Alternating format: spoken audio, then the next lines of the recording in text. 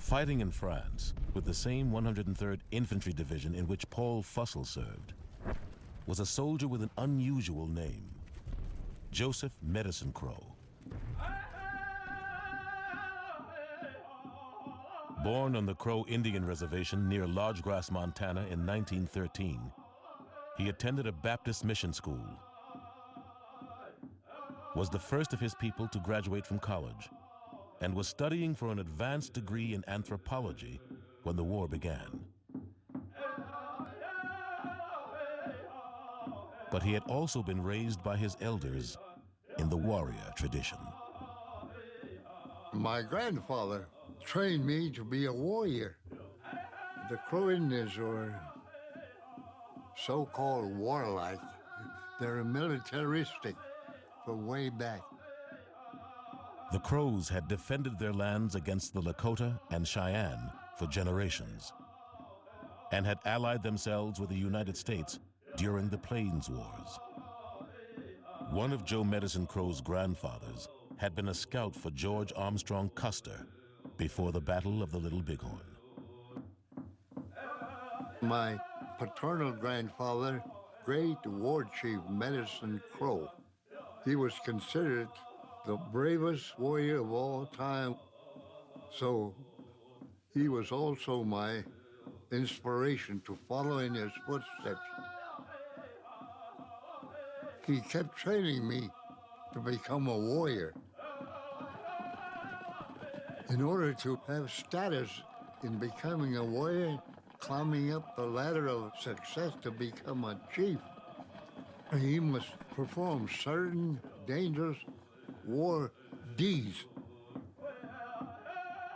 To be considered a chief, a Crow warrior had to touch a living enemy, take an enemy's weapon, steal an enemy's horse, and lead a victorious war party. Whenever he went into battle in Europe, Joe Medicine Crow would paint red stripes on his arms beneath his uniform, and he carried in his helmet a sacred yellow-painted eagle feather provided by a Sundance medicine man to shield him from harm. He would need that power.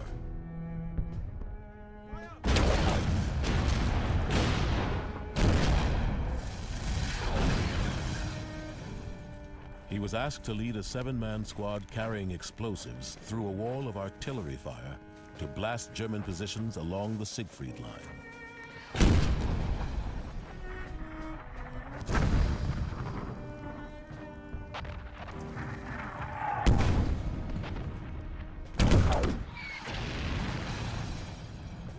Then, he helped capture a German village.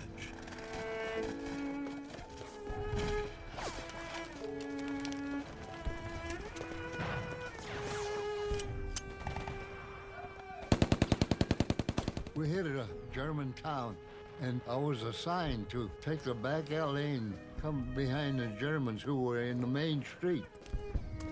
So I did. I ran up there, and I saw an opening there, a gate there. There's a wall there. So I ran up there, and a German soldier was running there.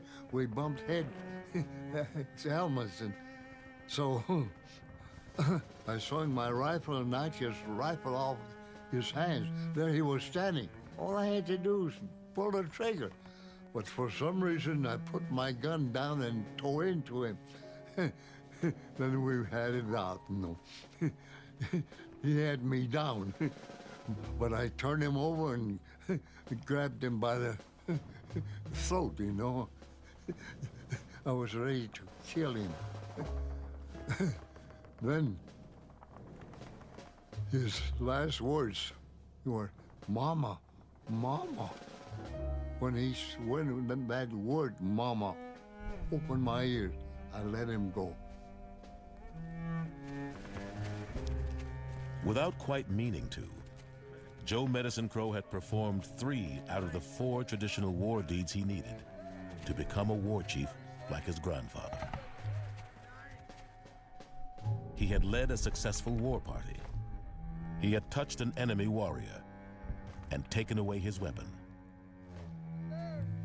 The only thing left was to capture some horses.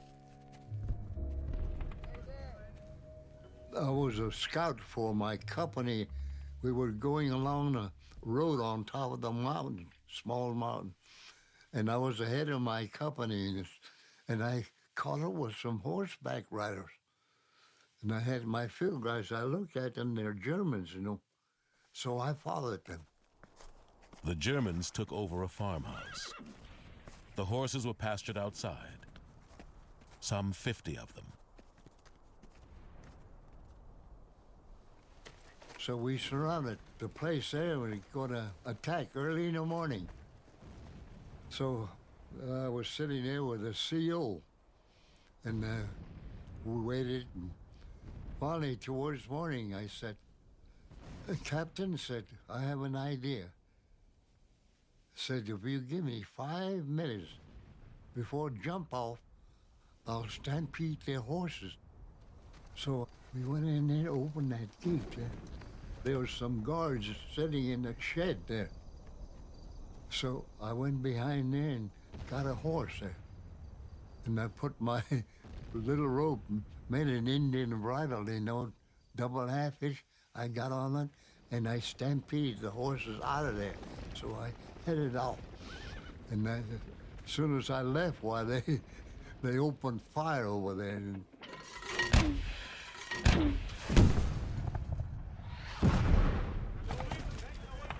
But I took off.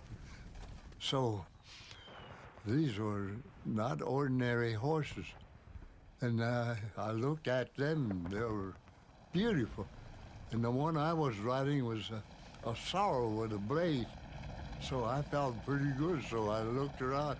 Pretty soon I sang a song, you know, praise song, you know.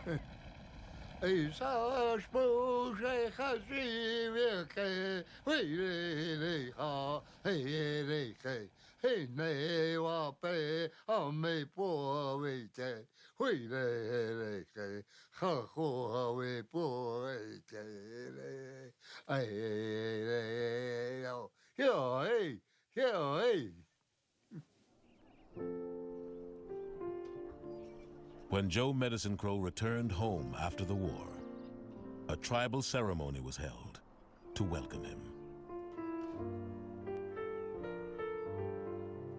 The old elders wanted to know what my war deeds.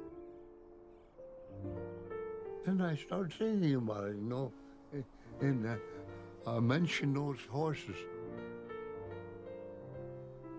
You have completed the 4 Ds. I never thought about it. So I guess you're looking at the last Plains Indian war chief.